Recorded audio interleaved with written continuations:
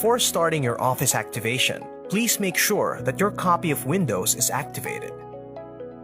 Your activation location is in the same region where your device was purchased. The device's date and time are set automatically. Now, let's get started with your Office activation. It only takes 7 steps to activate your copy of Office. Step 1. Launch any Office app from your app list or by typing in the search bar. Step 2. To start the activation process, sign in with your Microsoft account.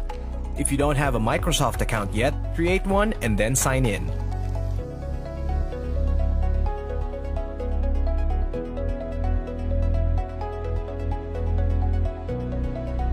Step 3. Click on the Activate Office option when it pops up. Step 4. When a web browser window appears, sign in with your Microsoft account and follow the next activation prompts.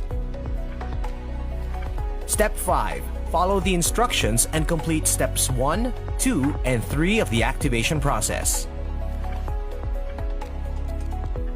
Step 6. Once Office is ready, open your Office app and click on the refresh icon.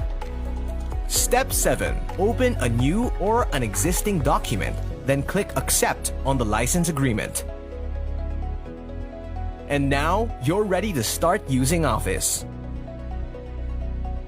Get more, do more with a complete PC.